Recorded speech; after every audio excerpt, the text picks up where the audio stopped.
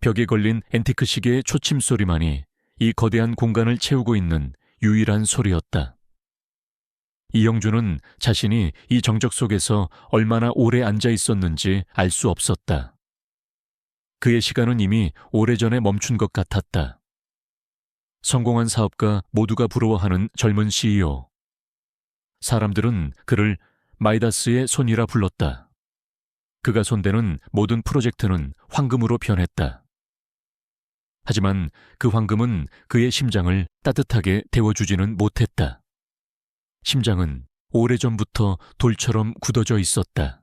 그는 천천히 자리에서 일어났다. 부엌 쪽으로 걸어가는 그의 발걸음은 미세한 발소리도 내지 않았다. 그의 그림자만이 하얀 대리석 바닥 위에 길게 드리워졌다. 냉장고 문을 열자 미리 포장된 샐러드와 식자재들이 깔끔하게 정렬되어 있었다. 그는 샐러드 한 팩을 꺼내 전자레인지에 돌렸다. 차가운 샐러드를 데워서 먹다니 참으로 이상한 습관이군. 그는 속으로 중얼거렸다. 어쩌면 그는 차가운 것들을 데워야만 하는 삶의 온기를 찾아 헤매는 자신을 비웃고 있는지도 몰랐다. 따뜻한 온기 대신 울리는 전자레인지의 삐소리. 그 소리가 멈추자 샐러드를 접시에 담아 다시 창가로 돌아왔다. 이번에는 식탁 대신 창가에 놓인 소파에 몸을 기댔다. 한 손에는 샐러드 접시, 다른 한 손에는 오래된 위스키 잔. 투명한 위스키에 얼음이 부딪히는 소리만이 유일한 리듬을 만들었다. 그는 샐러드를 한 숟가락씩 기계적으로 입에 넣었다. 맛이 있는지 없는지도 모른 채. 그에게 식사는 영양분을 섭취하는 행위일 뿐 즐거움과는 거리가 멀었다. 그의 시선이 문득 방 한구석에 놓인 작은 서랍장으로 향했다. 평소에는 신경 쓰지 않던 가구였지만 오늘따라 유독 눈에 들어왔다. 그 서랍장 안에는 이영준이 자신의 삶에서 가장 소중하게 여기는, 그러나 동시에 가장 깊은 상처를 담고 있는 물건이 들어있었다. 그는 샐러드 접시를 내려놓고 서랍장으로 걸어갔다. 첫 번째 서랍을 열자 그 안에는 낡은 가죽 다이어리와 함께 두꺼운 책 한 권이 놓여 있었다. 윤지라고 쓰인 달고 다른 가죽 표지가 그의 손길을 기다리고 있었다. 그는 책을 꺼내 조심스럽게 쓸어보았다. 책의 모서리는 이미 낡아 있었고 겉표지에는 얇은 긁힘 자국들이 무수히 많았다. 마치 수많은 시간의 흔적을 고스란히 담고 있는 듯했다. 그는 책을 펼쳤다. 그 안에는 여러 장의 종이가 끼워져 있었다. 그 종이들에는 낯선 필체로 빼곡하게 채워져 있었다. 이영준, 이 책은 당신이 읽을 리 없겠지. 하지만 만약 당신이 이 책을 읽는다면. 그의 심장이 쿵 하고 떨어졌다. 그는 그 종이를 들고 다시 창가로 돌아왔다. 심장이 불안하게 두근거렸다. 그는 그 문장을 읽고 또 읽었다. 그 종이는 서윤지의 것이었다. 그가 사랑했던 여인, 그리고 그를 떠났던 여인의 것이었다. 이영준은 그 종이를 꽉 쥐었다. 그 종이는 그의 손의 땀으로 축축해졌다. 이영준은 씁쓸한 미소를 지었다. 지난 10여 년간 그는 이 책을 펼치지 않았다. 그녀가 남긴 마지막 흔적. 하지만 동시에 그녀가 자신을 떠났다는 현실을 상기시키는 잔혹한 증거였다. 그는 이 책을 보면 그녀의 목소리가 들리는 것만 같았다. 니오를 떠나야만 해. 그는 그 말을 끝까지 듣지 못하고 서둘러 책을 닫았다. 마음속에서 끓어오르는 분노와 슬픔이 그를 덮쳤다. 그는 다시 혼자가 되었다. 그는 자신의 심장을 다시 차가운 얼음으로 덮으려고 노력했다. 그녀의 흔적, 그녀의 목소리, 그녀의 모든 것을 차단하려고 노력했다. 그는 다시 차가운 펜트하우스의 정적으로 돌아갔다. 다음 날 아침 이형준은 여느 때와 다름없이 이른 시간에 일어나 출근 준비를 했다. 그는 완벽한 CEO였다. 그의 비서실장인 김민주는 그가 완벽한 CEO가 될 수 있도록 모든 것을 준비했다. 그는 이형준의 오른팔이었다. 하지만 그의 눈에는 언제나 차가운 이형준을 향한 질투와 경멸이 숨겨져 있었다. 오늘 아침 일정이 좀 빡빡하십니다. 오전에는 비영리 재단 후원 행사, 오후에는 중요한 투자자 미팅이 잡혀 있습니다. 네. 이영준은 민준의 말을 대충 흘려들으며 서류를 정리했다. 민준은 그런 이형준의 무관심한 태도에 약간의 분노를 느꼈다. 대표님, 재단 후원 행사에는 직접 가시는 게 좋을 것 같습니다. 언론에 노출될 수 있는 좋은 기회입니다. 알겠습니다. 이형준은 귀찮은 듯 대답했다. 사실 그는 언론에 노출되는 것을 몹시 싫어했다. 하지만 재단 후원 행사에 직접 참석하겠다는 것은 그의 또 다른 면모를 보여주는 것이기도 했다. 그는 회사를 운영하며 벌어들인 막대한 수익의 일부를 소외된 이웃을 위해 사용했다. 특히 그는 고아원을 꾸준히 후원해왔다. 그가 고아원을 후원하는 이유는 단 하나였다. 고아원에서 자란 아이들 중에는 그녀와 닮은 아이들이 있을지도 모른다는 막연한 희망 때문이었다. 그는 회사를 떠나 재단 후원 행사 장소인 한 공원으로 향했다. 화려한 양복을 입은 그와는 대조적으로 그 공원에는 밝고 순수한 아이들의 웃음소리가 울려 퍼지고 있었다. 그는 아이들을 보며 미소를 지었다. 대표님, 제가 대신 가서 후원금만 전달해드리고 오겠습니다. 민준이 제안했다. 하지만 이형준은 고개를 저었다. 아니요, 제가 직접 가겠습니다. 아이들을 만나봐야죠. 그는 공원 안으로 들어갔다.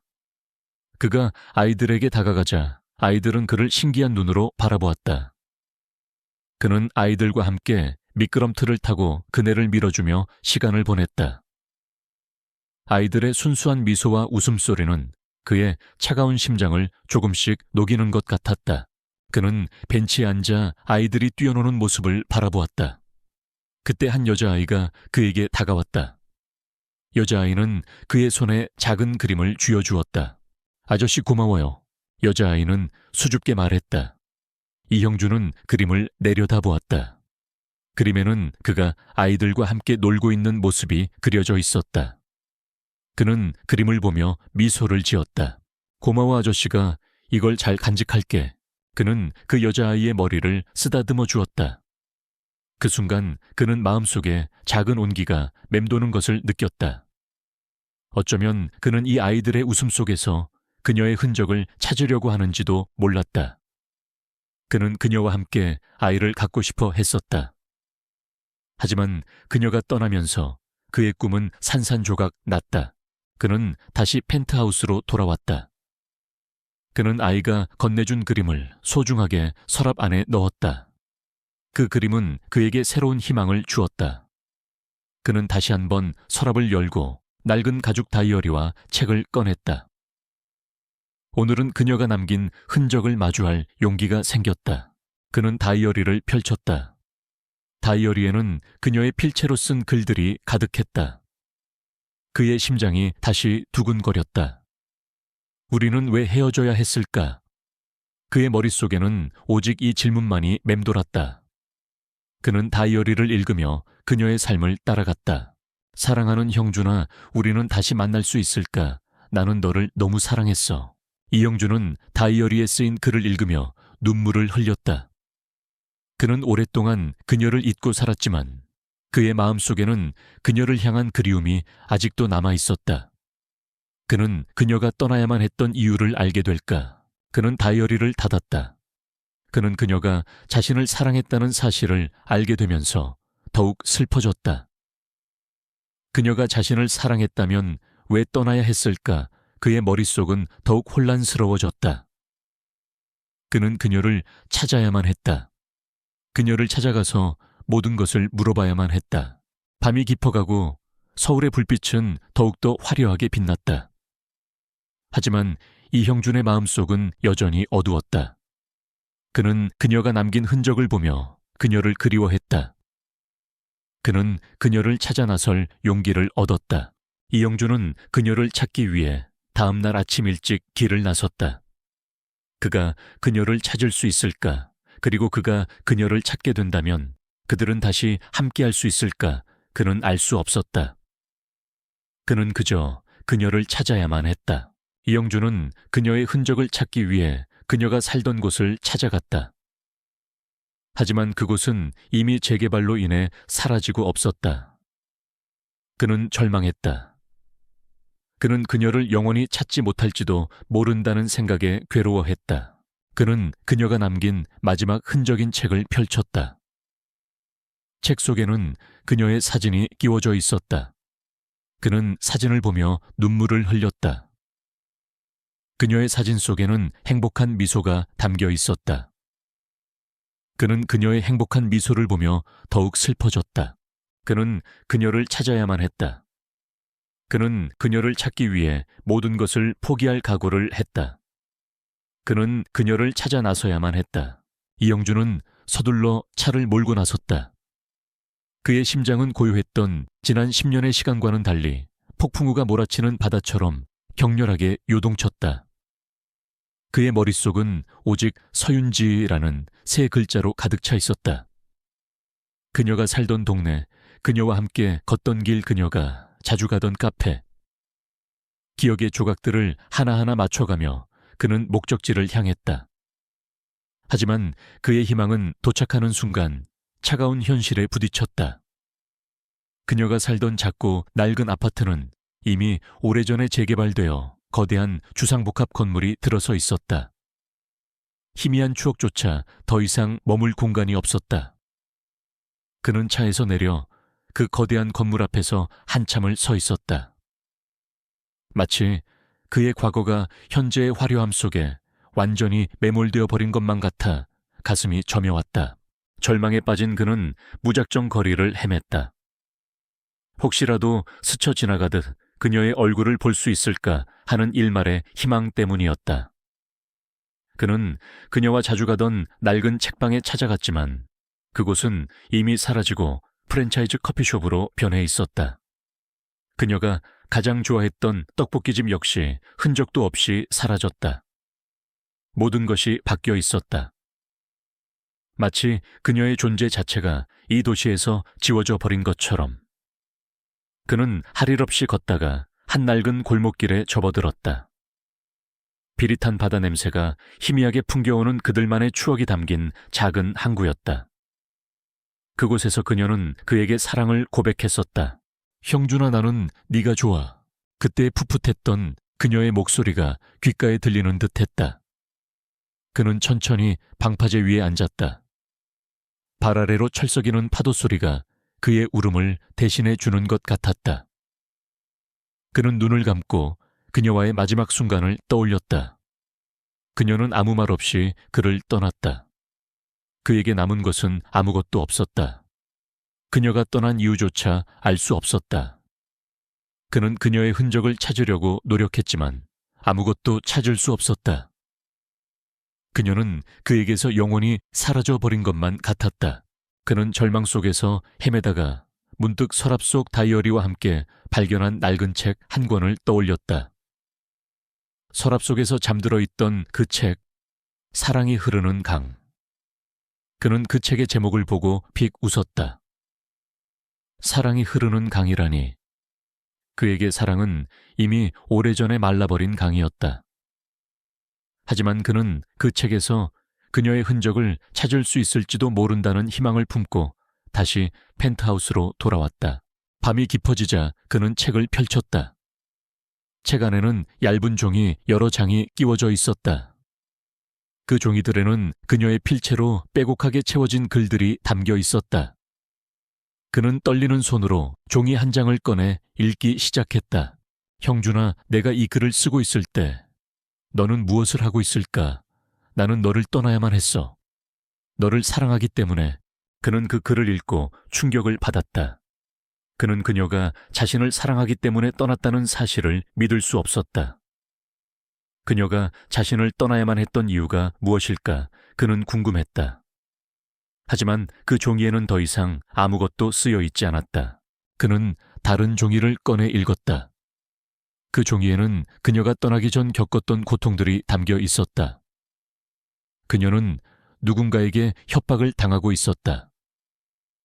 누군가는 그녀에게 이형준의 곁을 떠나지 않으면 이영준의 회사와 그의 가족들을 모두 망하게 만들겠다고 협박했다. 이영준의 심장이 격렬하게 요동쳤다. 그는 그녀가 자신을 떠나야만 했던 이유를 알게 되자 분노와 슬픔이 뒤섞인 감정에 휩싸였다. 그는 그녀를 사랑했고 그녀 또한 자신을 사랑했다. 하지만 누군가의 악의적인 방해 때문에 그들의 사랑은 산산조각 났던 것이다. 그는 그 종이들을 꽉 쥐었다. 종이들은 그의 손의 땀으로 축축해졌다. 김은전, 그의 머릿속에는 오직 한 사람의 이름만이 떠올랐다. 김민준. 그의 오른팔이라 불리던 남자 하지만 동시에 그에게 열등감을 느끼며 그를 질투했던 남자. 그는 민준이 그녀의 주변을 맴도는 것을 여러 번 보았었다. 하지만 그는 민준이 그녀에게 호감을 느끼는 것이라 생각했지 이렇게 악의적인 계획을 꾸미고 있을 줄은 꿈에도 몰랐다. 그는 민준의 차가운 눈빛을 떠올렸다. 그 눈빛은 언제나 그를 향한 경멸과 질투로 가득 차 있었다. 이형준은 복수를 다짐했다. 그는 민준에게 그녀의 고통을 그대로 되갚아주겠다고 다짐했다. 하지만 동시에 그는 그녀를 다시 만나고 싶었다. 그녀에게 모든 것을 이야기하고 그녀에게 용서를 빌고 싶었다. 그는 그녀를 찾아야만 했다. 그녀를 찾기 위해 그는 모든 것을 포기할 각오를 했다. 다음 날 이형준은 평소와 다름없이 회사로 출근했다. 그의 얼굴에는 어떠한 감정도 읽히지 않았다. 그는 완벽한 가면을 쓰고 있었다. 김민준은 그런 이형준의 모습을 보며 만족스럽게 미소 지었다. 그는 이형준이 여전히 그녀를 잊지 못하고 있을 것이라 생각했지만 이형준의 가면을 보며 안심했다. 대표님, 오늘 점심은 제가 준비한 식당으로 가시는 게 어떠십니까? 중요한 손님들을 모셔야 할 것 같습니다. 아니요, 오늘은 그냥 제가 알아서 하겠습니다. 이영준은 민준의 제안을 거절했다. 그는 혼자서 밥을 먹고 싶었다. 그는 그녀와 함께 밥을 먹었던 식당에 가고 싶었다. 그는 그녀와 함께했던 모든 추억을 다시 한번 떠올리고 싶었다. 그는 민준의 말을 무시하고 회사 밖으로 나섰다. 민준은 그런 이형준의 뒷모습을 보며 못마땅한 표정을 지었다. 그는 이형준이 자신의 계획대로 움직이지 않는 것에 분노했다. 하지만 그는 이형준의 약점을 쥐고 있었다. 그녀가 낳은 아이. 그는 이형준이 그 아이의 존재를 알게 되면 모든 것이 끝날 것이라 생각했다. 이형준은 그녀와 함께 자주 가던 작은 분식집으로 향했다. 그 분식집은 다행히도 여전히 그 자리에 있었다. 그는 가게 문을 열고 들어갔다. 아주머니는 여전히 그를 기억하고 있었다. 어머, 형준이 아니니 오랜만이네. 윤지는 어디 갔니? 둘이 맨날 붙어 다니더니. 아주머니의 말에 이형준의 가슴이 아려왔다. 그는 아무 대답도 할 수 없었다. 그는 그저 고개를 숙인 채 눈물을 흘렸다. 아주머니는 그런 이형준의 모습을 보고 안쓰러운 표정을 지었다. 무슨 일 있었니? 둘이 헤어졌니? 아주머니의 말에 그는 고개를 끄덕였다. 아주머니는 이형준의 손을 잡고 위로해 주었다. 괜찮아, 괜찮아. 언젠가는 다시 만날 거야. 아주머니의 따뜻한 위로에 그는 더욱 서러워졌다. 그는 그녀와 다시 만날 수 있을까? 그는 알 수 없었다. 하지만 그는 그녀를 찾아야만 했다. 그는 아주머니에게 그녀의 행방을 물었지만 아주머니는 그녀에 대해 아는 것이 없었다. 그녀는 아주머니에게 아무 말 없이 떠났던 것이다. 그는 다시 절망에 빠졌다. 그는 분식집을 나와 터덜터덜 걸었다. 그의 발걸음은 힘이 없었다. 그는 어디로 가야 할지 몰랐다. 그때 그의 눈에 작은 공원이 들어왔다. 그는 그 공원으로 들어갔다. 그 공원에는 아이들이 뛰어놀고 있었다. 그는 아이들의 순수한 웃음소리를 들으며 벤치에 앉았다. 그때 한 아이가 그에게 다가와 작은 그림을 건네주었다. 아저씨, 이 그림 아저씨 주려고 그렸어요. 아저씨는 매일 혼자서 밥을 먹는 것 같아서. 아이는 수줍게 말했다. 이형준은 그림을 내려다보았다. 그림에는 그가 혼자서 밥을 먹고 있는 모습이 그려져 있었다. 그는 그림을 보며 눈물을 흘렸다. 고마워 아저씨가 이걸 잘 간직할게. 그는 아이의 머리를 쓰다듬어 주었다. 아이의 순수한 마음씨에 그는 마음속에 작은 온기가 맴도는 것을 느꼈다. 어쩌면 그는 이 아이의 순수한 마음을 보며 그녀의 순수한 마음을 다시 떠올리려고 하는지도 몰랐다. 그는 그녀와 함께 아이를 갖고 싶어 했었다. 하지만 그의 꿈은 산산조각 났다. 그는 다시 펜트하우스로 돌아왔다. 그는 아이가 건네준 그림을 소중하게 서랍 안에 넣었다. 그 그림은 그에게 새로운 희망을 주었다. 그는 다시 한번 서랍을 열고 낡은 가죽 다이어리와 책을 꺼냈다. 오늘은 그녀가 남긴 흔적을 마주할 용기가 생겼다. 그는 다이어리를 펼쳤다. 다이어리에는 그녀의 필체로 쓴 글들이 가득했다. 그의 심장이 다시 두근거렸다. 우리는 왜 헤어져야 했을까? 그의 머릿속에는 오직 이 질문만이 맴돌았다. 그는 다이어리를 읽으며 그녀의 삶을 따라갔다. 사랑하는 형준아, 우리는 다시 만날 수 있을까? 나는 너를 너무 사랑했어. 이영준은 다이어리에 쓰인 글을 읽으며 눈물을 흘렸다. 그는 오랫동안 그녀를 잊고 살았지만 그의 마음속에는 그녀를 향한 그리움이 아직도 남아 있었다. 그는 그녀가 떠나야만 했던 이유를 알게 될까? 그는 다이어리를 닫았다. 그는 그녀가 자신을 사랑했다는 사실을 알게 되면서 더욱 슬퍼졌다. 그녀가 자신을 사랑했다면 왜 떠나야 했을까? 그의 머릿속은 더욱 혼란스러워졌다.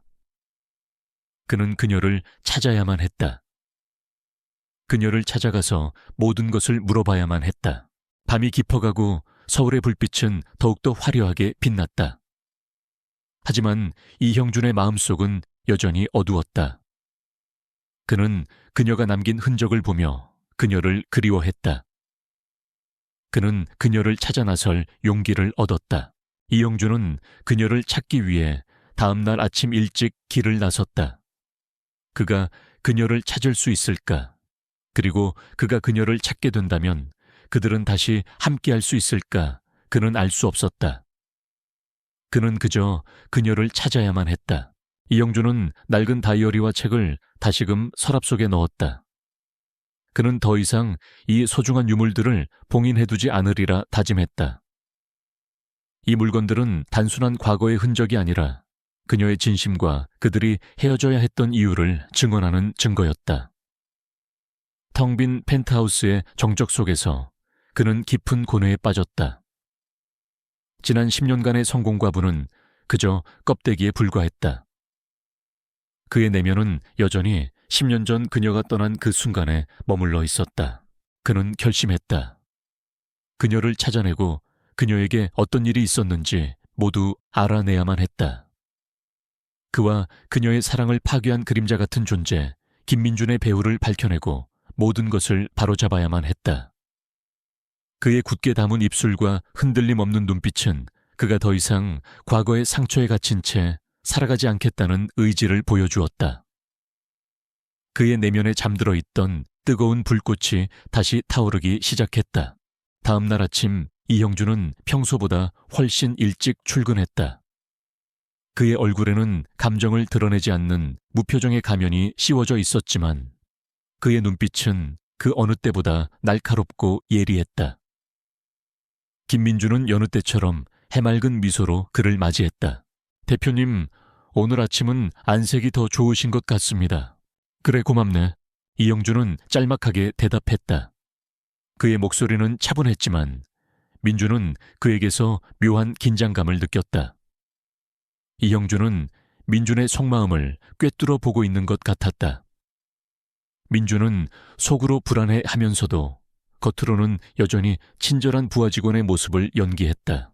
오늘 오후에는 중요한 투자자 미팅이 있습니다.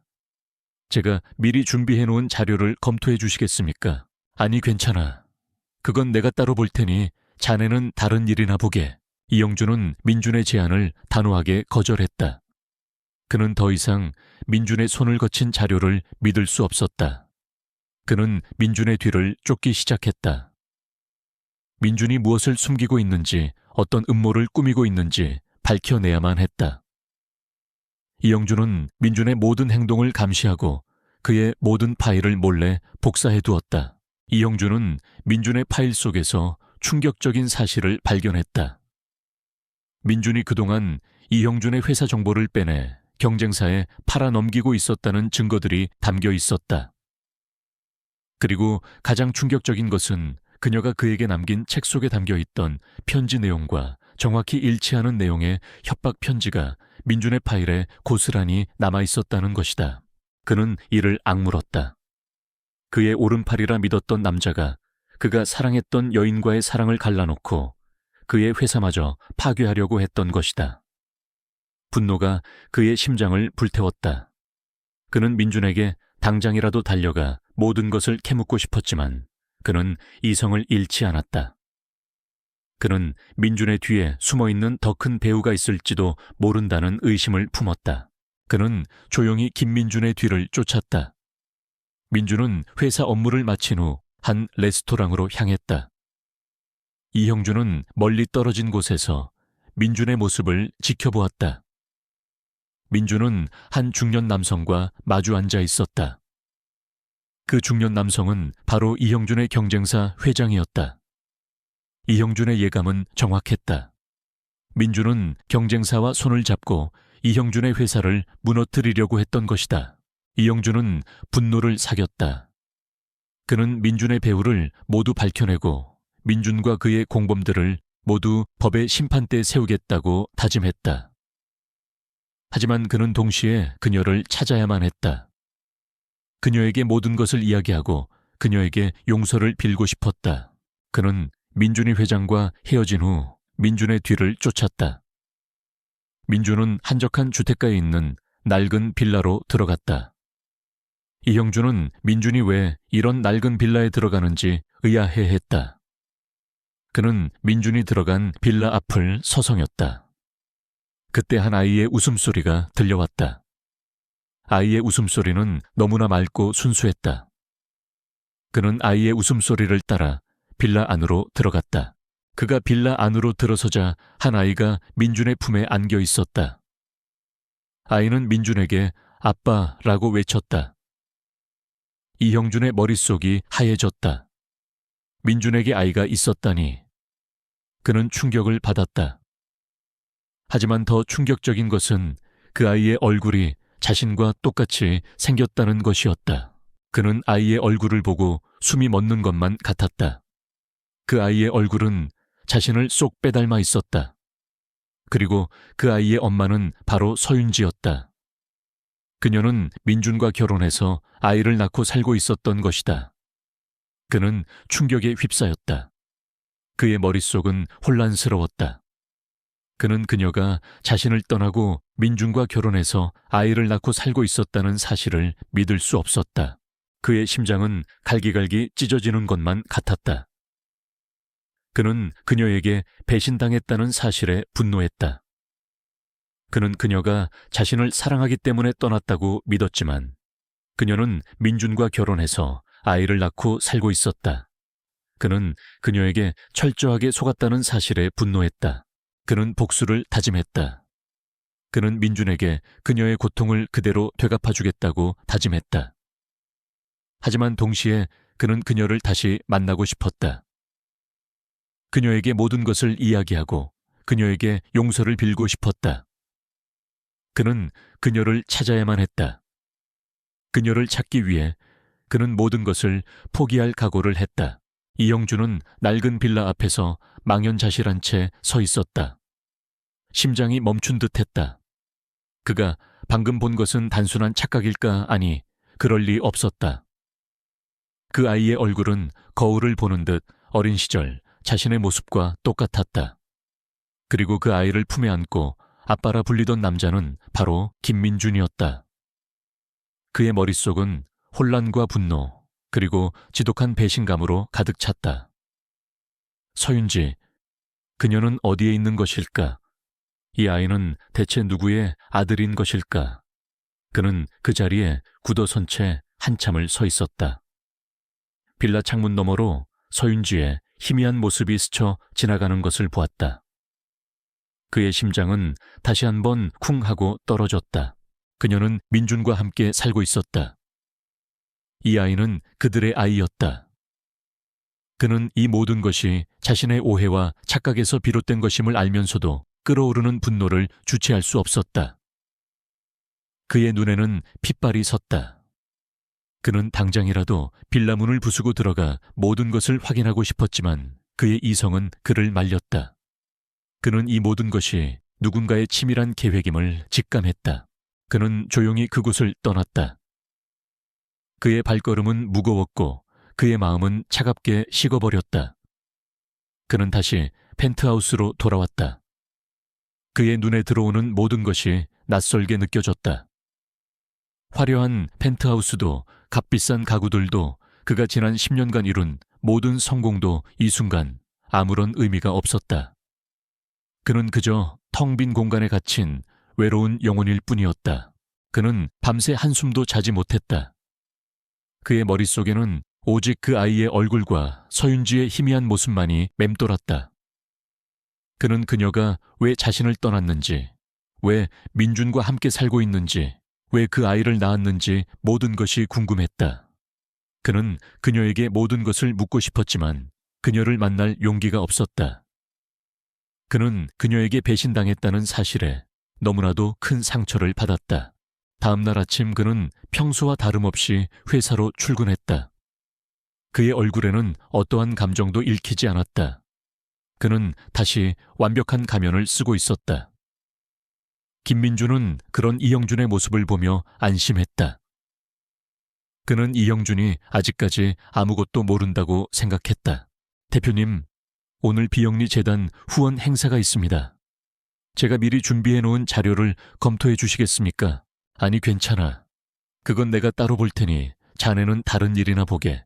이형준은 민준의 제안을 단호하게 거절했다. 그는 민준을 믿을 수 없었다. 그는 민준이 자신에게 어떤 음모를 꾸미고 있는지, 어떤 거짓말을 하고 있는지 모든 것이 의심스러웠다.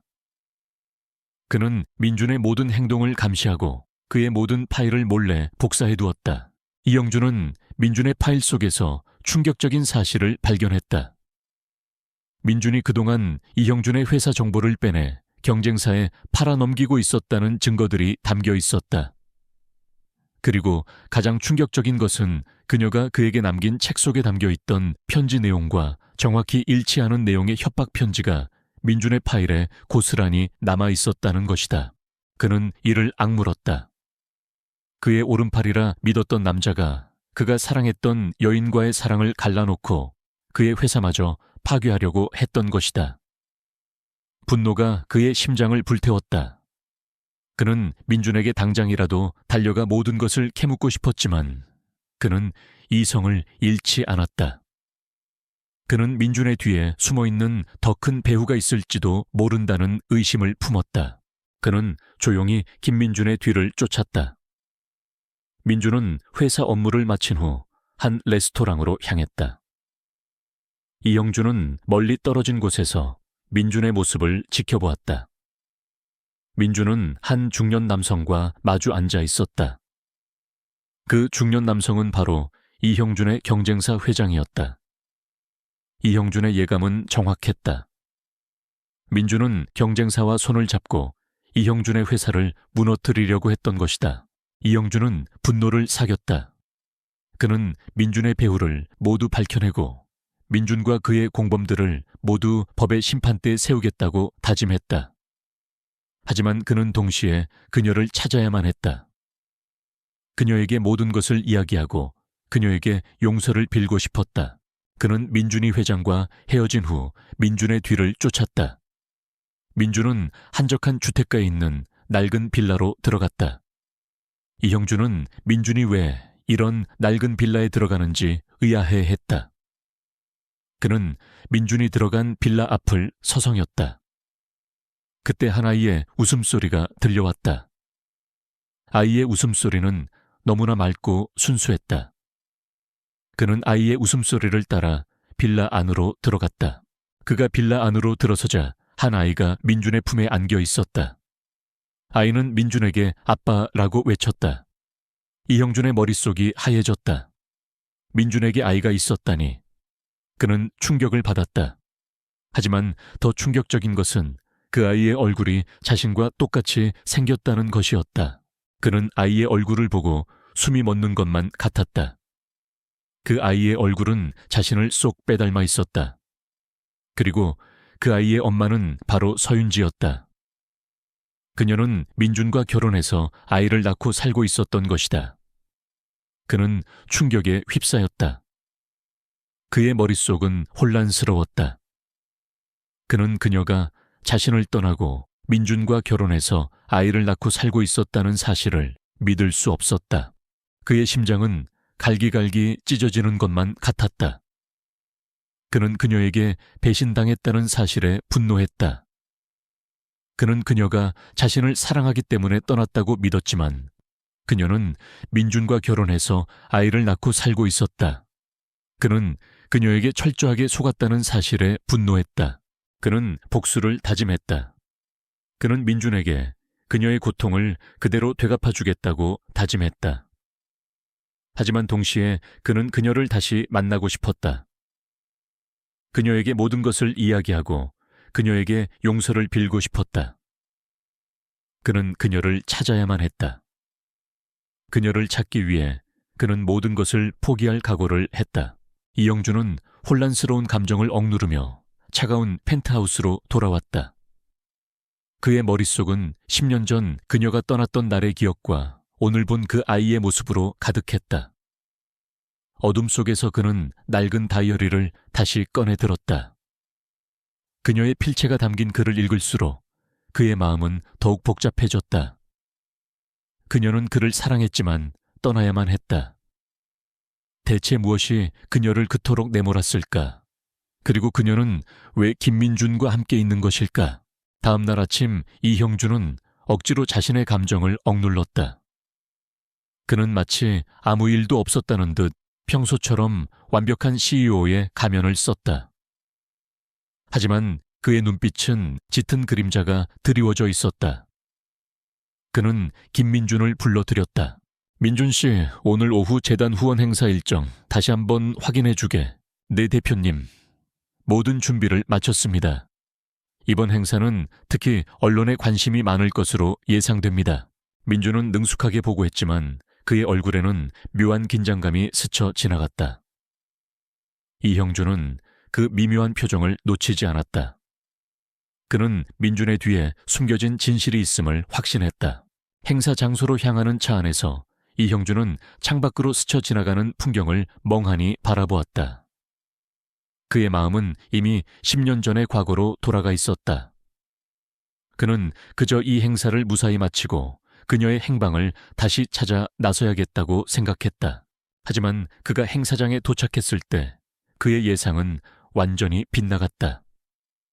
이형준은 공원 안으로 들어서는 순간 멀리서 아이와 함께 서 있는 서윤지를 발견했다. 그녀는 그를 보지 못하고 아이와 함께 웃고 있었다. 그녀의 얼굴은 10년 전과 변함없이 아름다웠지만 그의 눈에는 그 웃음이 너무나도 슬프게 느껴졌다. 그는 그녀에게 다가갔다. 그의 발걸음은 마치 늪에 빠진 것처럼 무거웠다. 그가 그녀에게 다가서자 그녀는 그제서야 그를 발견했다. 그녀의 얼굴은 순식간에 하얗게 질렸다. 그녀는 아이를 감싸 안으며 그에게서 멀어지려고 했다. 윤지야, 그의 목소리가 떨렸다. 그녀는 대답하지 않았다. 그녀는 그저 아이를 꽉 끌어안고 그를 외면했다. 그의 마음은 찢어지는 듯 아팠다. 그는 그녀가 자신을 떠난 이유를 알고 싶었다. 그는 그녀에게 왜 그렇게까지 해야만 했는지 묻고 싶었다. 그때 그 아이가 그녀의 품에서 뛰쳐나왔다. 아이는 이형준의 얼굴을 빤히 바라보았다. 아이의 눈은 마치 거울처럼 그의 모습을 그대로 비추고 있었다. 아저씨, 아빠랑 똑같이 생겼다. 아이의 순수한 한마디가 이형준의 심장을 강타했다. 그는 충격을 받았다. 이 아이는 대체 누구의 아이인가 그는 혼란스러웠다. 그때 서윤지가 아이를 다시 끌어안았다. 그녀의 눈에는 눈물이 가득했다. 민준아, 이리 와. 그녀의 목소리가 떨렸다. 그녀는 아이를 데리고 서둘러 그 자리를 피했다. 이형준은 그녀의 뒷모습을 보며 아무것도 할 수 없었다. 그는 그저 그 자리에 굳어선 채 그녀의 뒷모습이 시야에서 사라질 때까지 바라보았다. 그는 그녀가 자신에게 무엇을 숨기고 있는지 궁금했다. 그는 그녀가 왜 민준과 함께 있는지, 왜 그 아이를 낳았는지 모든 것이 궁금했다. 그는 그녀를 찾아야만 했다. 그는 그녀에게 모든 것을 묻고 싶었다. 그때 멀리서 김민준이 그들에게 다가왔다. 그의 얼굴에는 싸늘한 미소가 걸려 있었다. 그는 이형준의 복잡한 표정을 보며 만족스러워했다. 대표님, 두 분 아시는 사이셨습니까? 민준의 목소리는 친절했지만 그의 눈빛은 차갑게 빛나고 있었다. 이형준은 민준의 가식적인 미소에 혐오감을 느꼈다. 그는 민준이 이 모든 상황을 의도적으로 만들었음을 직감했다. 아니, 전혀 모르는 사람일세. 이형준은 애써 감정을 억누르며 차갑게 대답했다.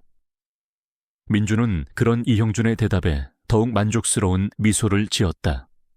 그는 이형준이 그녀에게 아직까지 마음이 남아있다는 것을 알면서도 그들의 관계를 철저히 파괴하려 했다. 이형준은 민준의 시선을 피하며 고개를 돌렸다. 그의 눈에 들어오는 것은 그녀와 아이의 뒷모습이었다. 그녀는 아이의 손을 잡고 행복하게 웃고 있었다. 하지만 그의 눈에는 그 웃음이 너무나도 슬프게 보였다. 그는 그녀를 잃었다는 사실에 다시 한번 절망했다. 그는 그녀를 다시 찾아야만 했다. 그는 그녀에게 모든 것을 이야기하고 그녀에게 용서를 빌고 싶었다. 그는 그녀를 찾기 위해 모든 것을 포기할 각오를 했다. 이형준은 공원을 빠져나와 채 몸을 실었다. 그의 옆자리에 앉은 김민준은 여전히 가식적인 미소를 짓고 있었다. 그 미소가 이형준의 눈에는 맹독을 품은 독사처럼 느껴졌다. 그는 분노를 억누르며 차가운 목소리로 말했다. 오늘 행사 잘 마무리됐다고 생각하나 내 대표님 덕분에 성공적으로 마무리되었습니다. 특히 언론의 반응이 아주 뜨거울 것 같습니다. 민준의 목소리에는 자만심이 가득했다. 그는 이형준이 자신의 계획에 완전히 속아 넘어갔다고 생각했다. 이형준은 그런 민준의 모습에 구역질이 올라왔다. 그는 차를 멈추고 민준에게 말했다. 민준 씨, 이제 내리게. 네 대표님, 무슨 말씀이십니까? 민준은 당황한 표정을 지었다. 그는 이형준이 자신에게 왜 이렇게 차갑게 대하는지 알 수 없었다. 이형준은 민준의 눈을 똑바로 쳐다보며 말했다. 오늘부터 자네는 내 비서실장이 아니야. 모든 업무에서 손을 떼게. 이형준의 단호한 목소리에 민준은 충격을 받았다. 그는 이형준이 왜 갑자기 이런 말을 하는지 알 수 없었다. 그는 자신의 계획이 탈로 났을지도 모른다는 불안감에 휩싸였다. 대표님, 제가 무슨 잘못이라도 했습니까? 잘못 자네는 내게 씻을 수 없는 상처를 줬어. 그리고 내 인생을 송두리째 망쳐놨지. 내가 자네에게 얼마나 잘해줬는데. 이형준은 더 이상 말을 잇지 못했다. 그의 목소리에는 분노와 함께 깊은 슬픔이 묻어 있었다. 민준은 이형준의 말에 더욱 당황했다. 그는 이형준이 그녀에 대해 알고 있는 것 같다는 직감에 휩싸였다. 대표님, 무슨 말씀이신지 모르는 척하지 마. 서윤지, 그리고 그 아이, 모든 것을 말해주게. 자네가 왜 그렇게까지 했는지. 이형준의 목소리가 떨렸다. 민준은 이형준의 말에 입을 다물었다. 그는 이형준이 모든 것을 알고 있다는 사실에 절망했다. 그의 치밀했던 계획은 모두 물거품이 된 것이다. 아하하하. 민준은 허탈한 웃음을 터뜨렸다. 그의 웃음소리는 슬픔과 함께 씁쓸함이 묻어 있었다. 그는 이형준의 눈을 똑바로 쳐다보며 말했다. 네, 제가 그랬습니다. 제가 윤지를 떠나게 만들었고 제가 윤지와 함께 살고 있습니다. 그리고 그 아이는 제 아들이 아닙니다. 민준의 말에 이형준은 다시 한번 충격을 받았다. 그는 민준이 왜 거짓말을 하는지 알 수 없었다. 거짓말하지 마. 그 아이는 나 아들이라고 했잖아. 제가 그런 말을 했습니까? 대표님께서 그렇게 생각하신 것이겠지요. 그 아이는 당신의 아들입니다. 민준의 말에 이형준은 숨이 멎는 것만 같았다. 그 아이가 자신의 아들이라니. 그는 이 사실을 믿을 수 없었다. 그는 민준의 멱살을 잡고 소리쳤다. 거짓말하지 마. 그럴 리가 없어. 믿기 싫으시겠지만 사실입니다. 윤지는 당신을 사랑했지만 제가 당신을 망하게 할 거라고 협박했기 때문에 떠나야만 했습니다. 그리고 저는 당신을 향한 그녀의 마음을 이용해 당신을 몰아내고 이 회사를 차지하려고 했지요. 민준의 고백에 이형준은 모든 것을 잃은 것만 같았다. 그의 세상은 무너져 내렸다. 그는 사랑하는 여인에게 배신당한 것이 아니었다. 그는 사랑하는 여인을 잃었다. 그리고 그의 아들마저 자신의 존재를 모르고 살고 있었다. 그는 민준의 멱살을 놓았다. 그의 손에는 힘이 풀렸다. 그는 그저 멍하니 민준을 바라보았다. 민준은 그런 이형준의 모습을 보며 비릿한 미소를 지었다. 대표님, 이제 모든 것을 아셨으니 저에게 자비를 베풀어 주시겠습니까? 저는 그저 이 회사를 차지하고 싶었을 뿐입니다. 당신은 이미 모든 것을 가지고 있지 않습니까? 민준의 말에 이형준은 다시 한번 분노가 치밀어 올랐다. 그는 민준의 멱살을 다시 잡고 소리쳤다. 자비자비라니 자네는 내게서 가장 소중한 것을 빼앗아갔어. 내 사랑, 내 아들. 이형준은 더 이상 말을 잇지 못했다. 그의 눈에서는 뜨거운 눈물이 흘러내렸다. 민준은 그런 이형준의 모습을 보며 비웃었다. 대표님 우는 모습이 참 보기 좋으시군요. 이제야 사람다워 보이십니다. 민준은 이형준의 손을 뿌리치고 차에서 내렸다. 그는 이형준에게 마지막으로 한마디를 남겼다.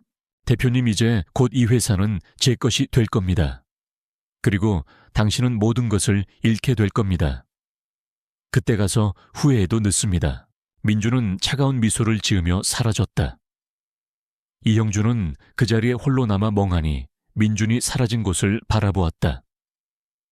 그의 마음은 갈기갈기 찢겨져 있었다. 그는 그녀를 찾아야만 했다. 모든 것을 바로잡기 위해. 그는 그 아이가 자신의 아들임을 알리고 그들과 함께 행복하게 살고 싶었다. 하지만 그는 그녀를 만날 용기가 없었다. 그는 그녀에게 너무나도 큰 상처를 줬다. 그는 그녀가 자신을 용서할 수 있을지 알 수 없었다. 그는 그저 그녀의 뒷모습을 보며 눈물을 흘릴 뿐이었다. 이형준은 낡은 빌라 앞을 떠나지 못했다. 그의 머릿속은 혼돈 그 자체였다. 민준의 말이 사실이라면 그 아이는 자신의 아들이었다. 그리고 윤지는 그 모든 고통을 혼자 감당하며 그를 지키기 위해 떠났던 것이다. 그는 자신이 지난 10년간 얼마나 큰 오해 속에 살았는지 깨달았다. 분노는 순식간에 후회와 자책으로 바뀌었다. 텅 빈 가슴은 그 자리를 메우지 못하는 뜨거운 눈물로 채워졌다. 그는 차가운 아스팔트 위에 주저앉아 하염없이 울었다. 그의 눈물은 지난 10년간의 외로움과 그녀를 향한 그리움, 그리고 뒤늦게 깨달은 진실에 대한 후회였다. 그는 밤이 깊도록 그 자리를 지켰다. 빌라의 불빛이 하나둘 꺼지고 고요한 어둠이 그를 감쌌다. 그는 더 이상 이대로 있을 수 없었다. 그는 그녀를 만나야만 했다. 모든 것을 바로잡고 그녀에게 용서를 빌고 싶었다. 그는 떨리는 손으로 전화기를 들었다. 그녀의 전화번호는 아직도 그의 머릿속에 남아 있었다. 뚜르르르. 오랜 시간 끝에 전화가 연결되었다. 낯익은 그러나 낯선 그녀의 목소리가 들려왔다. 여보세요? 윤지야. 그의 목소리는 떨렸다. 그녀는 아무 말도 하지 않았다. 정적이 흘렀다. 그는 그녀가 전화기를 끊을까 두려워 서둘러 말했다. 나야, 형준이야. 나 지금 너희 집 앞이야. 할 말이 있어. 그는 그녀가 자신을 만나주지 않을까 걱정했지만 그녀는 의외로 차분한 목소리로 말했다. 지금은 안 돼. 내일 공원으로 와. 낮 12시. 그녀는 짧게 말하고 전화를 끊었다. 그는 그녀의 단호한 목소리에서 묘한 슬픔을 느꼈다. 그녀는 아직 그를 사랑하지만 동시에 그를 두려워하고 있는 것 같았다. 그는 그녀의 단호한 결정을 존중하기로 했다. 다음날 정오 이영주는 그녀가 말한 공원으로 향했다. 그는 완벽한 CEO의 모습이 아닌 한 여자를 잃고 후회하는 남자의 모습으로 그녀를 찾아갔다. 그는 그녀와 함께 했던 추억들을 떠올리며 공원 안으로 들어섰다. 그녀는 벤치에 앉아 그를 기다리고 있었다. 그녀의 옆에는 그 아이가 앉아 있었다. 아이는 해맑게 웃고 있었다. 그는 아이의 모습을 보며 다시 한번 가슴이 아려왔다. 그는 천천히 그녀에게 다가갔다. 그녀는 그를 보고 옅은 미소를 지었다. 오랜만이네, 형준아. 그녀의 목소리는 차분했지만 그의 눈에는 눈물이 가득했다. 그는 아무 말도 하지 못했다. 그는 그저 그녀를 바라보았다. 그의 눈에는 지난 10년간 그녀를 향한 그리움과 미안함이 담겨 있었다. 할 말이 있다고 했지 무슨 일이야. 그녀는 그의 복잡한 표정을 보며 말했다. 그는 그녀의 눈을 똑바로 쳐다보며 말했다. 미안해. 내가 너무 늦게 왔지. 아니, 괜찮아. 이미 다 지난 일인걸. 그녀는 미소를 지었지만 그의 눈에는 그 미소가 너무나도 슬프게 느껴졌다. 그는 그녀가 지난 10년간 얼마나 큰 고통 속에서 살았는지 알 수 있었다. 그는 그녀의 손을 잡았다. 그녀는 그의 손길에 놀라며 손을 뺐다. 미안해. 내가 너무 성급했지. 아니, 괜찮아. 그냥 아직은 좀 그래. 그녀는 그의 시선을 피하며 말했다. 그는 그녀의 표정을 보며 마음이 아팠다. 그는 그녀가 아직 그를 사랑하고 있지만 동시에 그에게 상처받았다는 사실을 알 수 있었다. 그는 그녀의 손을 다시 잡았다. 이번에는 그녀가 손을 빼지 않았다. 그는 그녀의 손을 꽉 잡고 말했다. 윤지아나, 모든 것을 알게 되었어. 민준이 너를 협박했다는 사실, 그리고 이 아이가 내 아들이라는 사실까지. 그의 말에 그녀는 충격을 받았다. 그녀의 얼굴은 순식간에 하얗게 질렸다. 그녀는 아이를 감싸 안으며 그에게서 멀어지려고 했다. 무슨 소리 하는 거야? 이 아이는 민준이의 아들이야. 거짓말하지 마. 민준이가 내게 다 말했어. 이 아이는 내 아들이라고. 그의 목소리가 떨렸다. 그녀는 아무 말도 하지 않았다. 그녀는 그저 눈물을 흘릴 뿐이었다. 그의 눈에는 그녀의 눈물이 너무나도 아프게 보였다. 그는 그녀가 지난 10년간 얼마나 큰 고통 속에서 살았는지 알 수 있었다. 그는 그녀를 꽉 끌어안았다. 그녀는 그의 품에 안겨 하염없이 울었다. 미안해, 형준아. 내가 너를 떠나서, 아니, 내가 미안해. 내가 너를 지켜주지 못해서. 그들은 한참을 그렇게 서로를 끌어안고 울었다. 그들의 눈물은 지난 10년간의 슬픔과 그리움을 모두 씻어내는 것 같았다. 그들의 사랑은 다시 시작될 수 있을까 그는 알 수 없었다. 그는 그저 그녀를 꽉 끌어안고 있을 뿐이었다. 그들은 벤치에 앉아 이야기를 나누기 시작했다. 그녀는 그에게 지난 10년간의 이야기를 모두 털어놓았다. 민준이 그녀를 협박했던 이야기, 그녀가 그를 떠나야만 했던 이야기, 그리고 그 아이를 낳고 혼자서 키웠던 이야기까지. 그녀의 이야기는 그에게 충격과 함께 깊은 슬픔을 안겨주었다. 그는 그녀가 지난 10년간 얼마나 큰 고통 속에서 살았는지 알 수 있었다. 미안해, 내가 너무 늦게 왔지. 아니, 괜찮아. 이미 다 지난 일인걸. 그녀는 미소를 지었지만 그의 눈에는 그 미소가 너무나도 슬프게 느껴졌다. 그는 그녀가 아직 그를 사랑하지만 동시에 그에게 상처받았다는 사실을 알 수 있었다. 그는 그녀의 손을 잡고 말했다. 윤지아나, 다시는 너를 떠나지 않을게. 다시는 너를 혼자 두지 않을게. 우리 다시 시작하자. 그의 진심 어린 고백에 그녀는 눈물을 흘렸다. 그녀는 그의 손을 잡고 고개를 끄덕였다. 그들의 사랑은 다시 시작되었다. 그들은 아이와 함께 집으로 돌아왔다. 아이는 이형준을 낯설어 했지만 그의 따뜻한 미소에 점차 마음을 열기 시작했다. 그는 아이와 함께 놀아주고 아이에게 책을 읽어주며 시간을 보냈다. 아이는 그의 따뜻한 모습에 마음을 열고 그를 따르기 시작했다. 그는 그녀와 아이와 함께하는 행복한 시간을 보내면서 민준의 악행을 잊지 않았다. 그는 민준의 뒤에 숨겨진 배후를 모두 밝혀내고 민준과 그의 공범들을 모두 법의 심판대에 세우겠다고 다짐했다. 그는 다시 회사로 돌아왔다. 그는 민준에게서 모든 권한을 박탈하고 그를 회사에서 해고했다. 민준은 이형준의 단호한 결정에 분노했다. 그는 이형준에게 복수하겠다고 다짐했다. 그는 이형준의 회사 정보를 경쟁사에 팔아넘기고 언론에 이형준의 사생활을 폭로하겠다고 협박했다. 이형준은 민준의 협박에 굴하지 않았다. 그는 민준의 모든 악행을 밝혀내고 민준을 법의 심판대에 세우겠다고 다짐했다. 그는 민준의 뒤에 숨겨진 더 큰 배후를 찾기 위해 모든 것을 걸었다. 그는 민준의 파일을 다시 검토하기 시작했다.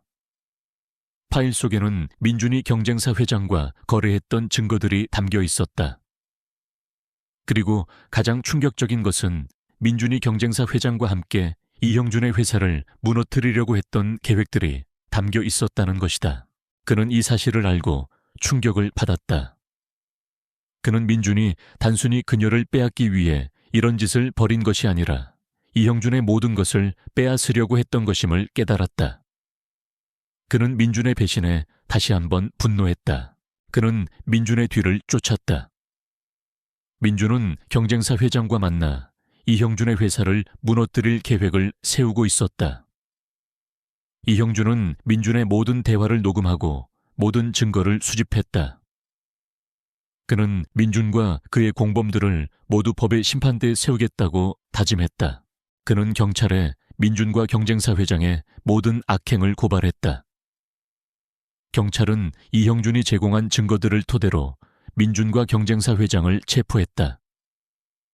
그들은 모든 것을 자백했다. 민준은 횡령 배임 그리고 협박죄로 구속되었다. 경쟁사 회장 또한 공범으로 구속되었다. 이형준은 민준의 배신에 큰 상처를 받았지만 그는 그녀와 아이와 함께하는 행복한 삶을 꿈꿨다. 그는 그녀와 아이를 지키기 위해 모든 것을 바로잡기 위해 싸웠다. 그리고 그는 승리했다. 김민준과 경쟁사 회장이 구속된 후 세상은 한순간에 뒤집혔다. 언론은 연일 이형준의 회사와 관련된 사건을 보도했고 그들의 추악한 음모가 만천에 드러났다. 이형준은 한숨 돌릴 틈도 없이 밀려드는 인터뷰 요청과 언론의 질문에 시달렸다. 그는 차분하게 모든 질문에 답하며 회사의 위기를 수습하기 위해 최선을 다했다. 그의 단호한 모습과 진솔한 답변은 여론을 긍정적인 방향으로 이끌었다. 하지만 김민준의 그림자는 여전히 그를 쫓아다녔다. 감옥에 갇힌 민준은 자신의 죄를 뉘우치기는커녕 이형준에게 마지막 복수를 하기 위해 잔인한 계획을 꾸몄다. 그는 자신에게 남아있던 마지막 패 이형준의 사생활을 폭로하기로 마음먹었다. 어느 날 아침 이형준은 출근길에 차 안에서 뉴스를 보고 있었다. 뉴스 아나운서는 침통한 표정으로 이형준의 회사가 과거 불법적인 방법으로 신생기업의 기술을 빼돌렸다는 의혹을 제기했다. 그 증거로 익명의 제보자가 제공했다는 녹취록과 내부 자료가 공개되었다. 이형준은 충격을 받았다. 그는 그런 적이 없었다. 그는 그 녹취록과 내부 자료가 모두 조작된 것임을 직감했다. 그는 즉시 비서실을 소집했다. 이게 대체 무슨 일입니까? 그의 목소리는 분노로 떨렸다. 비서실 직원들은 당황한 표정으로 아무 말도 하지 못했다. 제가 불법적인 방법으로 신생기업의 기술을 빼돌렸다니요. 말도 안 되는 소리입니다. 누가 이런 거짓 정보를 흘렸는지, 누가 이런 조작된 자료를 만들었는지 당장 밝혀내세요. 이영주는 소리쳤다. 그의 목소리는 회사 전체에 울려 퍼졌다. 비서실 직원들은 그의 분노에 겁을 먹고 서둘러 자리를 떴다. 이영주는 홀로 남겨졌다. 그는 자신의 사무실에 앉아 멍하니 밖을 바라보았다. 그의 마음은 억울함과 함께 깊은 절망감에 휩싸였다. 그는 민준이 자신에게 이렇게까지 할 줄은 몰랐다.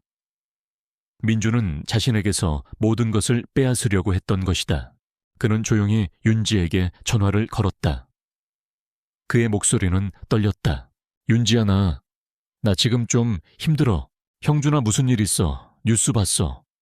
괜찮아, 내가 지금 갈게. 그녀의 따뜻한 목소리에 그는 눈물을 흘렸다. 그는 그녀에게 모든 것을 털어놓았다. 그녀는 그의 이야기를 듣고 분노했다. 민준이, 그가 대체 왜 이렇게까지 하는 거야? 정말 나쁜 사람이야. 괜찮아, 윤지야. 내가 다 해결할게. 너희들만 잘 있어주면 돼. 내가 모든 것을 바로잡을게. 이형준은 그녀에게 말했다. 그의 목소리에는 단호함이 담겨 있었다.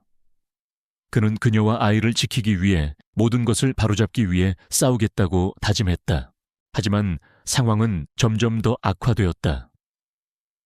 언론은 연일 이형준의 회사를 비난했고 여론은 급격히 악화되었다. 회사의 주가는 폭락했고 중요한 투자자들이 모두 투자를 철회했다. 이형준은 벼랑 끝에 몰렸다. 그는 모든 것을 잃을 위기에 처했다. 그는 밤낮으로 회사를 살리기 위해 노력했다. 그는 밤늦게까지 사무실에 남아 서류를 검토하고 직원들과 함께 대책을 마련했다. 하지만 그의 노력은 아무런 소용이 없었다. 민준이 뿌린 독은 이미 회사 전체에 퍼져 있었다. 그는 홀로 외로운 싸움을 이어나갔다. 그의 옆에는 아무도 없었다. 그는 혼자서 모든 것을 감당해야 했다. 그의 마음은 지독한 외로움과 함께 깊은 고통에 휩싸였다. 어느 날 밤 이형준은 사무실에 홀로 남아 멍하니 밖을 바라보고 있었다. 그의 머릿속은 온갖 복잡한 생각들로 가득했다. 그는 이 모든 것을 포기하고 싶었다. 하지만 그는 포기할 수 없었다. 그에게는 그녀와 아이가 있었다. 그는 그들을 위해 싸워야만 했다.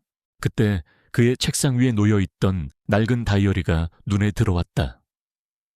그는 다이어리를 펼쳤다. 다이어리에는 그녀의 필체로 쓴 글들이 가득했다. 그는 다이어리를 읽으며 그녀의 삶을 따라갔다. 형준아, 나는 네가 자랑스러워. 너는 항상 옳은 일을 할 거야. 나는 너를 믿어. 그는 그녀의 글을 읽으며 눈물을 흘렸다. 그는 그녀가 자신을 믿어주고 있다는 사실에 큰 위로를 받았다. 그는 그녀의 믿음에 보답하기 위해 모든 것을 바로잡기 위해 싸우겠다고 다짐했다. 그는 다시 일어섰다. 그의 얼굴에는 결연한 의지가 담겨 있었다. 그는 민준과의 마지막 싸움을 준비했다.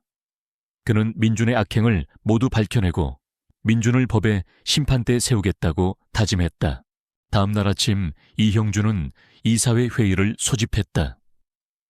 이사회는 이형준의 해임을 논의하고 있었다. 그는 이사회에 참석해 자신의 결백을 주장했다. 하지만 이사회는 이미 민준의 편에 서 있었다. 그들은 이형준을 해임하고 민준이 추천한 인물을 새로운 CEO로 선임하려고 했다. 이형준은 벼랑 끝에 몰렸다. 그는 모든 것을 잃을 위기에 처했다. 그때 이형준의 변호사가 한 장의 서류를 들고 나타났다. 서류에는 민준이 조작한 증거들과 그가 경쟁사 회장과 공모한 증거들이 담겨 있었다. 그리고 가장 중요한 것은 그가 그녀를 협박했다는 사실을 증명하는 결정적인 증거가 담겨 있었다. 이영준은 그 서류를 들고 이사회에 제출했다. 이사회는 충격을 받았다. 그들은 민준이 자신들을 속였다는 사실에 분노했다. 그들은 이형준의 해임을 철회하고 민준을 법의 심판대에 세우기로 결정했다. 이형준은 승리했다. 그는 민준과의 싸움에서 이겼다. 그는 모든 것을 되찾았다. 하지만 그는 그녀를 잃었다는 사실에 슬퍼했다. 그는 그녀를 찾아야만 했다. 그녀에게 모든 것을 이야기하고 그녀에게 용서를 빌고 싶었다. 그는 다시 그녀를 찾아 나섰다. 그는 그녀가 살고 있는 빌라로 향했다. 그는 그녀를 만나 용서를 빌고 그녀와 아이와 함께 행복하게 살고 싶었다. 그는 그녀를 다시는 놓치지 않겠다고 다짐했다. 이형준은 이사회 회의실을 나선 후 곧바로 기자회견장을 찾았다. 그의 얼굴에는 결연한 의지가 가득했다. 그는 이 모든 상황을 끝내고 싶었다. 자신을 믿어주고 있는 윤지와 아이를 위해서라도 더 이상 물러설 수 없었다. 기자회견장은 이미 수많은 기자들로 북새통을 이루고 있었다. 플래시가 터지는 소리가 요란했고 기자들의 질문 공세가 쏟아졌다. 대표님, 신생기업기술 탈취 의혹에 대해 해명해 주십시오. 김민준 부사장과의 관계는 어떻게 되는 겁니까? 회사의 주가 폭락에 대한 책임은 어떻게 지실 겁니까? 이형준은 차분하게 마이크를 잡았다. 그의 목소리는 흔들림이 없었다. 안녕하십니까? 이형준입니다. 오늘 이 자리에 모인 이유는 저와 저희 회사를 둘러싼 모든 의혹에 대해 명명백백하게 밝히기 위함입니다. 먼저 저는 신생기업의 기술을 불법적으로 탈취한 사실이 없음을 명확히 밝힙니다. 이는 김민준 전 부사장이 꾸민 악의적인 음모입니다. 기자회견장은 술렁거렸다. 이형준은 잠시 숨을 고른 후 준비해온 증거들을 공개했다. 여기 김민준 전 부사장이 경쟁사와 공모해 저희 회사에 기밀 자료를 유출하고 허위 정보를 퍼뜨린 증거가 있습니다. 또한 제가 불법적으로 기술을 탈취했다는 녹취록은 교묘하게 편집된 것입니다. 원본 녹취록은 여기 있습니다. 그는 민준의 모든 악행을 담은 증거들을 공개했다. 기자들은 충격을 받았다. 그들의 눈빛은 의혹에서 경악으로 바뀌었다. 이형준은 계속해서 말을 이어갔다. 그리고 저는 이 자리에서 한 가지 더 고백할 것이 있습니다. 저는 지난 10년간 제 오른팔이라 믿었던 사람에게 가장 소중한 것을 빼앗겼습니다. 저의 사랑, 그리고 저의 아이, 그의 목소리가 떨렸다. 기자회견장은 순식간에 정적이 흘렀다. 이형준은 준비해온 영상 자료를 공개했다. 영상 속에는 윤지와 아이 그리고 민준이 함께 있는 모습이 담겨 있었다. 그리고 민준이 윤지를 협박하는 내용의 녹취록이 흘러나왔다. 기자회견장은 다시 한번 술렁였다. 기자들은 충격을 넘어 경악했다. 이형준은 눈물을 흘리며 말했다. 이 아이는 제 아들입니다. 김민준은 저를 향한 윤지의 마음을 이용해 그녀를 협박했습니다. 그리고 저에게서 그녀와 아이를 빼앗아 갔습니다. 저는 지난 10년간 모든 것을 잃은 채 살아왔습니다. 하지만 이제 모든 것을 바로잡고 싶습니다. 이형준은 기자회견을 마치고 자리에서 일어섰다. 기자들은 아무도 그에게 질문을 던지지 못했다. 그들의 눈빛에는 미안함과 함께 깊은 존경심이 담겨 있었다. 그들은 이형준이 겪었던 고통을 모두 알게 되었다. 그는 한 개인의 사생활을 폭로하기 위해 이 자리에 선 것이 아니었다. 그는 진실을 밝히고 자신의 사랑과 아이를 되찾기 위해 이 자리에 선 것이었다. 기자회견이 끝난 후 이형준은 윤지에게 전화를 걸었다. 그의 목소리는 떨렸다. 윤지야, 나 방금 기자회견 했어. 모든 것을 다 말했어. 형준아. 그녀의 목소리는 울먹이고 있었다. 이형준은 그녀의 목소리에 눈물을 흘렸다. 미안해, 내가 너무 늦게 말했지. 이제 모든 것을 바로잡을게. 우리 다시 시작하자. 고마워, 형준아. 정말 고마워. 그녀는 울먹이며 말했다. 그는 그녀의 목소리를 듣고 안심했다. 그녀는 그를 용서해 주었다. 그는 그녀를 다시 만날 용기를 얻었다. 그는 윤지와 아이를 찾아갔다. 그는 윤지와 아이를 꽉 끌어안았다. 아이는 그의 따뜻한 품에 안겨 해맑게 웃었다.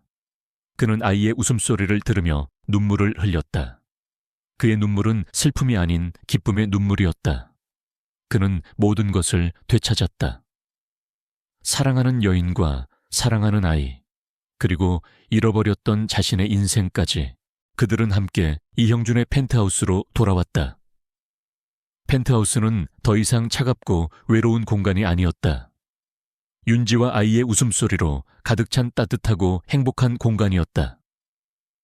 이형준은 그곳에서 비로소 진정한 행복을 찾았다. 다음 날 언론은 이형준의 기자회견 내용을 대서특필했다. 마이다스의 손사랑을 잃고 얻다. 성공한 CEO의 가슴 아픈 사연 등 이형준의 용기 있는 고백을 칭찬하는 기사들이 쏟아졌다. 여론은 급격히 반전되었고 그의 회사 주가는 다시 상승하기 시작했다. 이형준은 회사의 위기를 기회로 만들었다. 그는 민준이 뿌린 독을 모두 씻어내고 회사를 다시 일으켜 세웠다. 그는 이사회에 사임서를 제출했다. 그는 회장직에서 물러나 그녀와 아이와 함께하는 행복한 삶을 살고 싶다고 말했다. 이사회는 그의 결정을 존중했고 그는 회사를 떠났다. 이형준은 회사를 떠난 후 윤지와 함께 작은 카페를 차렸다. 그들은 함께 카페를 운영하며 행복한 시간을 보냈다. 아이는 매일 카페에 찾아와 그들과 함께 시간을 보냈다. 그는 아이에게 아빠라고 불리는 것이 너무나도 행복했다. 그는 그녀와 아이와 함께하는 행복한 삶을 살면서 민준의 악행을 잊지 않았다. 그는 민준의 모든 악행을 밝혀내고 민준을 법의 심판대에 세우겠다고 다짐했다. 그는 민준과의 싸움에서 이겼지만 그는 민준의 악행을 결코 용서하지 않았다. 김민준의 악행이 낱낱이 드러나고 그가 법의 심판을 받게 되면서 이형준의 세상은 비로소 평화를 되찾았다. 언론은 더 이상 그를 의심하지 않았고 회사의 주가는 안정을 되찾았다. 하지만 이형준은 더 이상 그 자리에 머물고 싶지 않았다. 그는 성공과 명예가 아닌 진정한 행복을 택하기로 마음먹었다. 그는 회장직에서 물러나겠다는 결정을 이사회에 통보했다. 이사회는 그의 결정을 존중하며 그의 노고에 감사했다. 그는 자신의 모든 주식을 사회에 환원하고 남은 재산으로 윤지와 아이와 함께할 새로운 삶을 준비했다. 그는 더 이상 마이다스의 손이 아닌 한 여자의 남편이자 한 아이의 아버지가 되고 싶었다. 그는 윤지와 아이와 함께 살 작은 집을 구했다. 그 집은 화려한 펜트하우스와는 달리 아늑하고 따뜻했다. 햇살이 잘 드는 거실, 작은 정원이 딸린 마당, 그리고 아이의 웃음소리가 울려 퍼지는 방. 그곳은 그가 꿈꾸던 행복한 가정을 꾸릴 수 있는 완벽한 공간이었다. 어느 날 저녁 이형준은 거실에서 아이와 함께 블록 놀이를 하고 있었다. 아이는 해맑게 웃으며 이형준에게 아빠라고 외쳤다. 이형준은 아이의 순수한 목소리에 눈물을 흘렸다. 그는 아이를 꽉 끌어안았다. 그의 품에 안긴 아이는 그의 심장 소리를 들으며 행복하게 잠들었다. 그때 윤지가 다가와 그의 어깨에 기댔다. 형준아, 괜찮아, 울고 있어. 아니, 괜찮아. 그냥 너무 행복해서. 이형준은 그녀의 손을 잡고 말했다. 그의 눈에는 행복의 눈물이 가득했다. 윤지는 그의 눈물을 닦아주며 말했다. 이제 모든 것이 끝났어. 우리는 다시 시작할 수 있어. 고마워, 윤지야. 나를 믿어줘서, 나를 용서해줘서, 아니, 내가 고마워. 나를 찾아와줘서. 그들은 한참을 서로를 끌어안고 있었다. 그들의 눈물은 지난 10년간의 아픔과 고통을 씻어내는 것 같았다. 그들의 사랑은 다시 시작되었다. 그들의 사랑은 더욱 깊고 단단해졌다. 다음 날 이형준은 윤지에게 한 가지 제안을 했다. 윤지야, 우리 함께 카페를 차리는 건 어때? 네가 좋아했던 커피를 만들고 내가 좋아하는 책들을 채워 넣어서 윤지는 그의 제안에 눈물을 흘렸다. 그녀는 그의 따뜻한 마음에 감동했다. 그녀는 그의 손을 잡고 고개를 끄덕였다. 좋아. 우리 함께 카페를 만들자. 우리만의 공간을. 그들은 함께 카페를 만들었다. 카페의 이름은 사랑이 흐르는 강이었다. 그들이 처음 만났던 낡은 책방의 이름이었다. 그들은 카페를 운영하며 행복한 시간을 보냈다. 아이는 매일 카페에 찾아와 그들과 함께 시간을 보냈다. 아이는 이형준에게 아빠라고 불리는 것이 너무나도 행복했다. 이형준은 카페를 운영하면서 소외된 이웃들을 돕는 일에도 적극적으로 참여했다. 그는 자신의 재산을 사회에 환원하고 봉사활동에 힘썼다. 그는 자신의 성공이 오직 자신만의 것이 아니라 사회의 것이라는 것을 깨달았다. 그는 자신의 성공을 사회에 돌려주기 위해 노력했다. 그는 윤지와 아이와 함께하는 행복한 삶을 살면서 민준의 악행을 잊지 않았다. 그는 민준의 모든 악행을 밝혀내고 민준을 법의 심판대에 세우겠다고 다짐했다. 그는 민준과의 싸움에서 이겼지만 그는 민준의 악행을 결코 용서하지 않았다. 그로부터 3년의 시간이 흘렀다.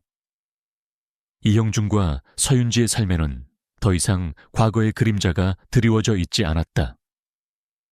그들의 카페 사랑이 흐르는 강은 이제 동네 사람들의 사랑방이 되었다. 이형준이 직접 내린 따뜻한 커피 향과 윤지가 정성껏 구운 빵 냄새가 어우러져 카페 안은 늘 온기로 가득했다. 아이는 이제 제법 훌쩍 자라 어엿한 초등학생이 되었다. 그는 매일 학교를 마치면 카페로 달려와 이형준과 윤지의 품에 안겼다. 그의 해맑은 웃음소리는 카페를 가득 채우는 가장 아름다운 음악이었다. 이형준은 더 이상 과거의 차가운 CEO가 아니었다. 그는 매일 아침 아이의 손을 잡고 등굣길에 나서고 저녁에는 함께 숙제를 봐주는 따뜻한 아버지가 되었다. 성공과 명예를 줬던 삶 대신 사랑하는 가족과 함께하는 소박한 일상이 그에게는 무엇과도 바꿀 수 없는 행복이었다. 그는 자신의 재산을 사회에 환원하고 남은 재산으로 윤지와 아이와 함께할 새로운 삶을 준비했다. 그는 더 이상 마이다스의 손이 아닌 한 여자의 남편이자 한 아이의 아버지가 되고 싶었다. 그는 윤지와 함께 사랑이 흐르는 강, 카페의 수익금 일부를 어려운 형편의 여성 가장들을 위한 자선기금으로 기부했다. 그들은 단순히 돈만 기부하는 것에 그치지 않았다. 윤지는 직접 그들을 위한 바리스타 교육을 시작했고 이형준은 경영 컨설팅을 제공하며 그들의 자립을 도왔다. 그들의 선행은 지역사회에 알려졌고 많은 사람들이 그들의 진심에 감동했다.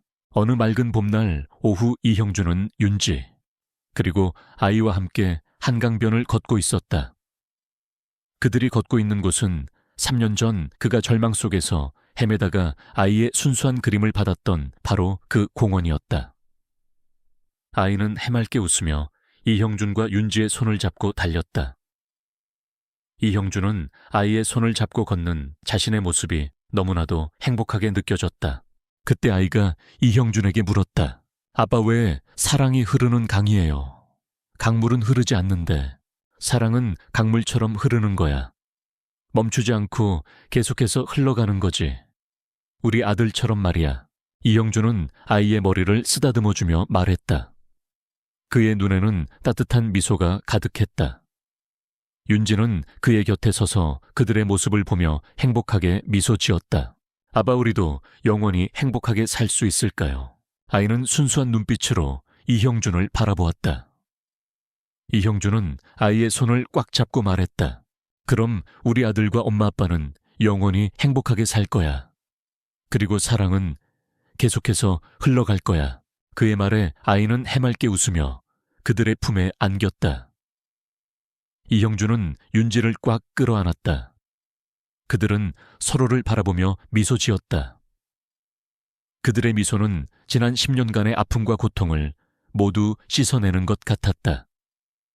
그들의 사랑은 다시 시작되었고 그들의 삶은 봄날처럼 활짝 피어났다. 그들은 서로를 끌어안고 벤치에 앉아 있었다. 눈부신 햇살 아래 그들의 모습은 한 폭의 그림 같았다. 아이는 그들의 품에 안겨 평화롭게 잠들었다.